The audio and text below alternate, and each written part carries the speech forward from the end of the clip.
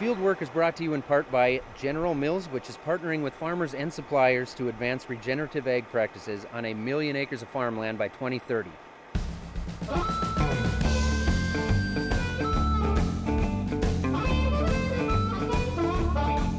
Welcome back to another episode of the Fieldwork Podcast. This is a podcast for farmers by farmers where we talk about sustainable ag practices. I am one of the hosts, Zach Johnson. I'm Mitchell Hora. Happy to be back on another good episode here, talking about supply chain incentives, and a lot moving here with big companies, little companies.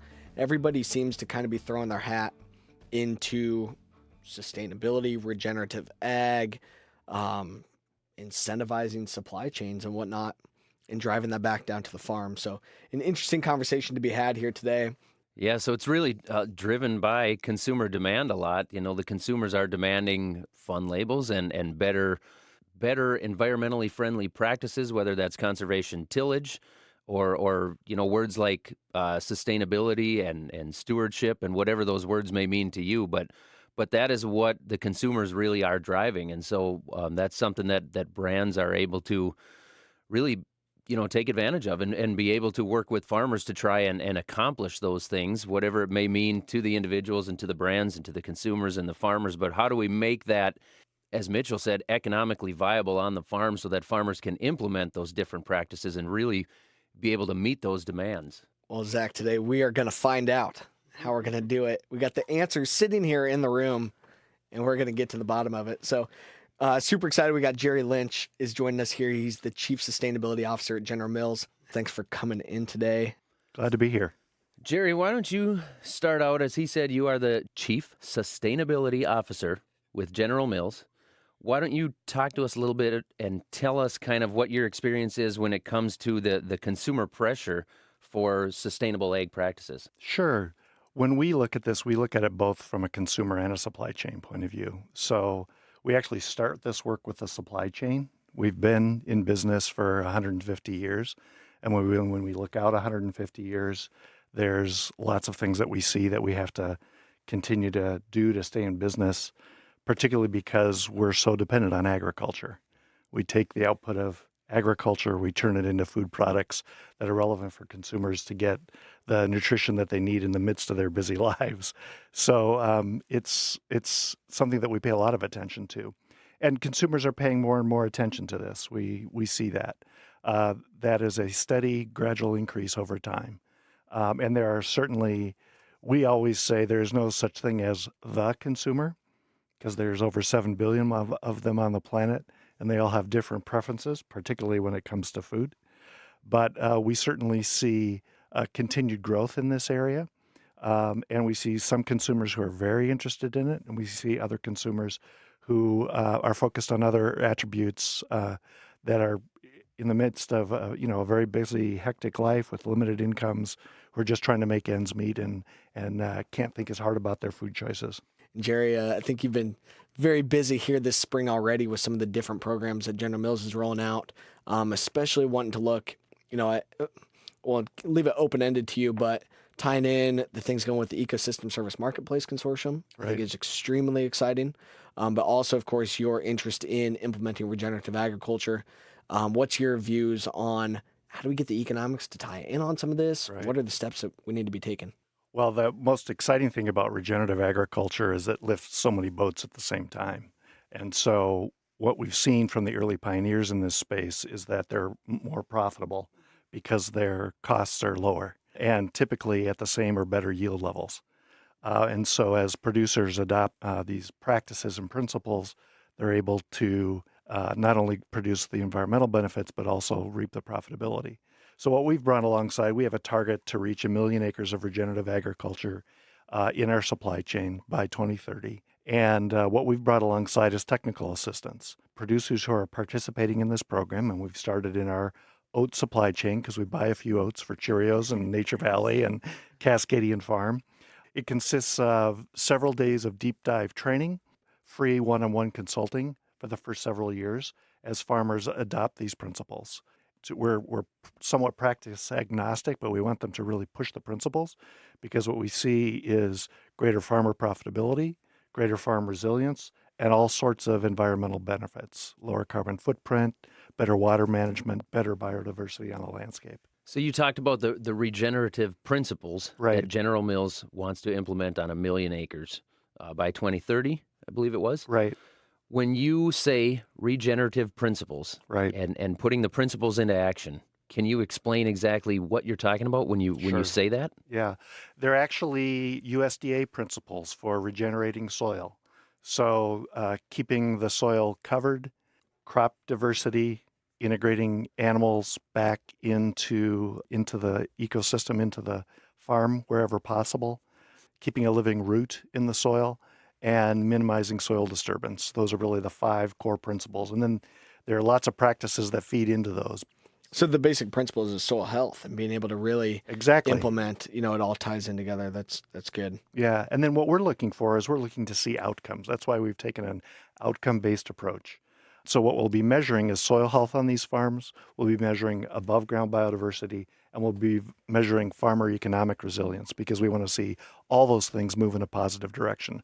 We really want to see a difference here, but we're trying to make it as clearly defined but as open as possible to innovation so that as many producers across all spectrums can participate. You touched on how you've seen farmers be more profitable Mhm. with a lot of this because due to less expenses Mhm. on some of that stuff, and actually are seeing better yields. Mhm.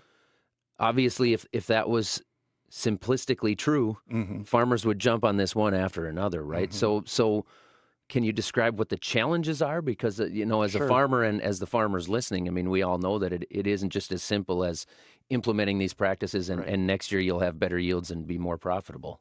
It is a different, it is a somewhat involved approach, and you guys can probably explain it better than I can because I'm not a producer, obviously, but it is a more complex approach, and it is to some degree, and it is one that is different than many producers have used to some extent. And what we see is that farmers who adopt multiple principles sooner, faster, get to profitability faster. But that first year, the leading producers would say it's really not till the end of that first year that you start to see a change in your soil, or you can start to notice a few more earthworms in the soil. You can start to see better water retention. And then by the second and third year, then you start to really reap the benefits of it. And that's what we've talked a lot about, and on my farm down in Southeast Iowa, that's exactly what we saw too, So some initial hurdles to get through, but then we were able to really see some other benefits so quickly as well in the soil, like I said, even in that first year. And I've got a lot of, data now on guys going from conventional tillage and then implement a cover crop and whatnot, change some things pretty drastically. And we can pick out some of those benefits in a short amount of time. And what are some of those soil health characteristics or some of those quantifiable tools that you guys are looking at right now? How do we start to quantify some of those things so we can be prepared to be able to work with you guys going forward? The key things that we've seen in soil health measurement, and you would know this as well as I do, is the soil organic matter, because that's a key kind of a leading indicator of where things are going to head. Aggregate stability, the microbiota underneath the soil, those are all key aspects, and then of course the nutrient effectiveness of the soil. So those are indicators of health of future crops as well as indicators of resilience. That's one of the other exciting things about this work is that farms that have really good soil health do much better in really wet years and really dry years because they either have more nutrients to carry them through and more water to carry them through, or they're able to absorb a lot more water. One of the things we see as farmers is there's a lot of technical support and a lot of assistance and education out there. But when it comes to actually helping us pay for some of the added costs of maybe implementing some of these different practices, Jerry, how does General Mills plan to navigate that when they're talking about, implementing this on 1 million acres over the next 10, 11 years? Yeah, well, part of the technical assistance program that we're providing is in the plan that farmers build for year one, really looking at the soil nutrition profile and being able to already start to dial back on some of the nutrient input and other inputs that might be required so that you can afford a cover crop. And then that technical assistance really gets into all the nitty gritty if you're going to try no-till and cover cropping. After you come out in the fall and the harvest, when you go in? What kind of a mix do you need for your latitude, I guess it is, right? How long do you let it go? Do you bring in animals to graze it after a certain amount of time before winter comes? How do you terminate it in the spring? So that's a key part of the technical assistance.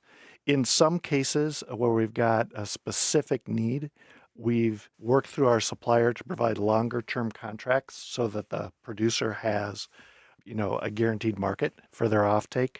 That's a key part of it. And then we're clearly looking for opportunities to tap into NRCS programs as well for the producer. So for our listeners who are interested in more info, especially on like the technical assistance program, that sounds really cool. Where they can go and get some help.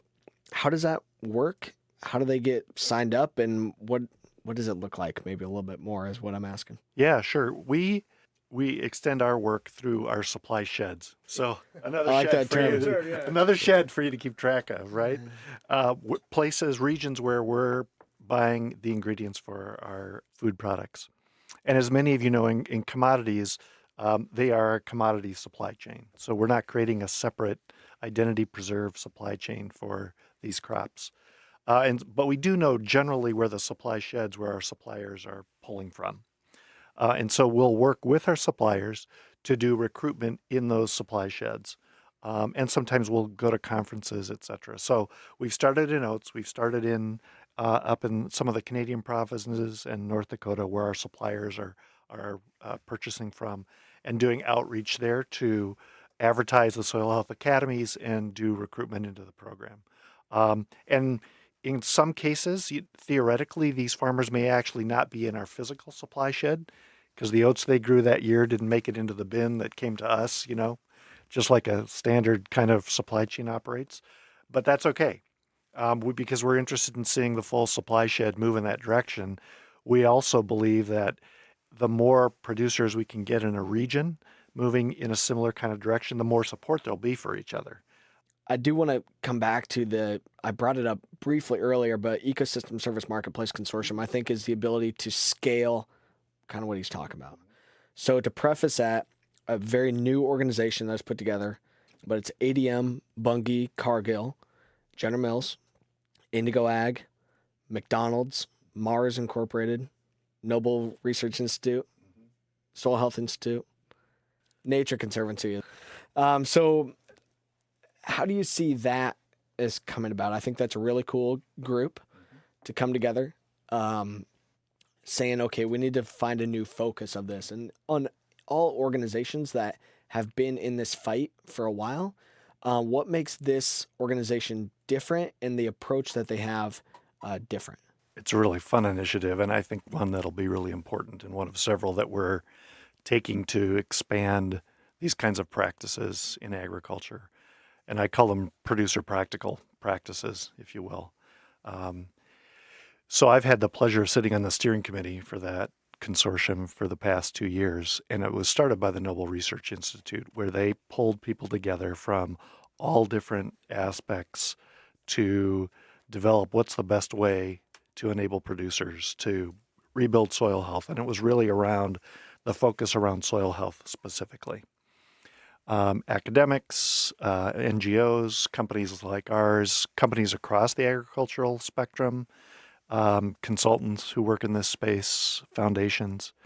And we very quickly got to a place where we need to develop a market-based approach that will enable the producer to receive incentives for many of these ecosystem services. Well, then we started to narrow down what are the services. So it focuses on soil carbon, water quality, and water quantity management. That's the first three quote unquote credits that are going to be generated on this market. And the idea is that by building soil health, you are able to generate credits against all three of those just by doing one thing, regenerating your soil. And so the producer is actually focused on just one thing, but generating credits that anybody who wants those benefits can then buy on a voluntary market. Whether it's carbon offsets or whether it's water quality credits or whether it's water management credits. And different constituencies will want different things. So lots of companies will want carbon credits that they can use for offsets, and government entities will as well. I'm guessing municipalities are going to be interested in water quality credits because they're interested in not having to invest in gray infrastructure. I can see other players being interested in the water quantity management, including municipalities and perhaps even insurance companies who want to manage risk. So the goal is over the next 3 years, we've developed protocols to prove out those protocols in lots of different cropping and grazing systems in the US, and then to stand up a national market, voluntary market by 2022. And who knows, if other types of markets um, develop more regulated markets, this is just a natural fit right into those markets so that farmers can get rewarded for helping to be part of the solution. My observation in this space, one of the reasons why we're so excited is because agriculture is one of the few sectors of the economy that the way business is done, the way we do farming, can actually help to solve many of our planetary problems. In addition to our farming community challenges, we can actually help farmers be more profitable, more economically resilient, and we can lower carbon footprints, and we can do a better job of managing water quality and quantity um, for today and for the future. So it's really exciting. In the work that we've been doing over the last 10 years, there's nothing like this one thing, regenerating soil health, to drive so many benefits all at the same time. It's very rare to find that. So a company essentially can go on there and say, hey, we want to do our part to offset carbon Right. or water quality impact that we feel that we've had on the environment, and we're stepping up saying, hey, we've been a part of the problem here as well, that we have emitted carbon into the atmosphere, we have driven markets that can end up polluting our water and whatnot, and we want to do our part to offset that. So they say, hey, we're going to put into the pot, $3 million or $1 million or whatever to offset carbon and to put it back in the soil. So they say, okay, here, Ecosystem Service Marketplace Consortium, here's, or whoever it may be, like I said, maybe it's jumping on somebody else. Here's $1 million, coming from our profits or whatever that we want to dedicate to this. Then a farmer like Zach and I can go to you and say, hey, here's my data that I've been able to offset carbon. I'm building my soils. I've built organic matter, organic carbon, biological activity in my soil, and I want to be reward me for the effort that I've done, and I'm helping to tell your story, and I'm the one who is directly offsetting your carbon and whatnot, those offsets, those credits that you can buy. So now I can be rewarded for this impact on my farm, I think is really cool. Well, this whole marketplace consortium thing, to me, I mean, you guys have worked with that a lot. You know exactly what's going on there. A lot of that is over my head, but it is really interesting hearing you guys talk about it and wondering where that might go. Seeing some of the names that have tied in with this and what the motive is behind it. I mean, those are big names. Those have got to be big dollars, and that's got to be a real movement with people.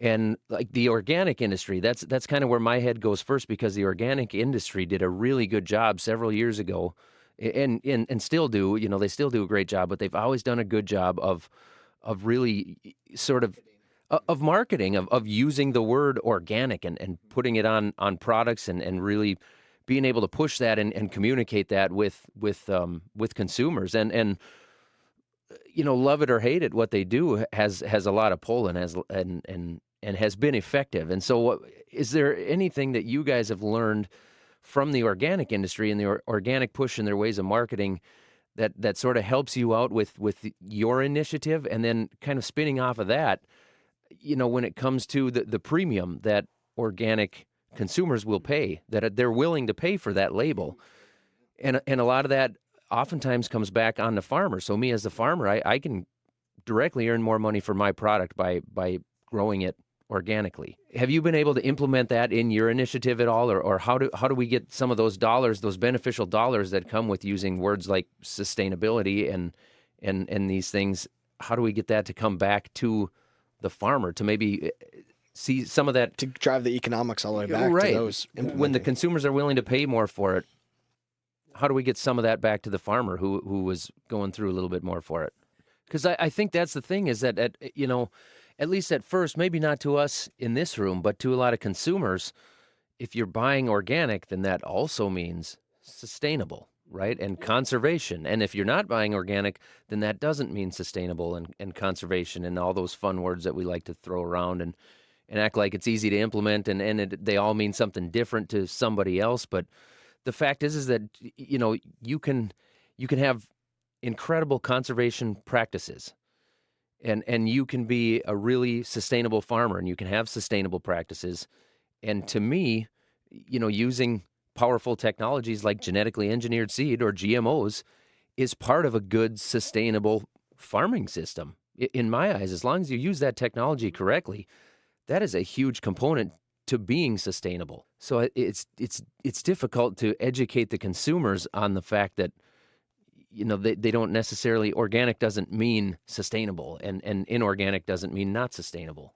There's no doubt that much of what we've been talking about today are principles that were at the inception of the organic movement 30, 40 years ago. And so much of what is now called regenerative really grew out of a lot of the early lessons in that space. As I said before, there's no such thing as the consumer. So there's lots of different levels of consumer engagement, how much they really pay attention to it.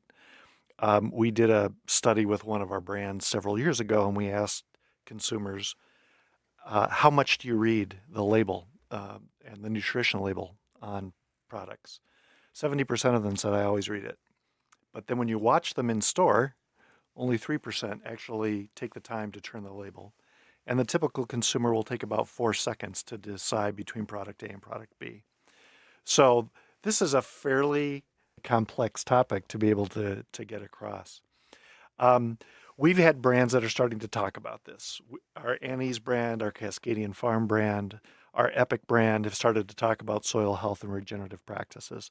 And I think you'll see more of our brands start to talk about it as we continue the work on our supply chain.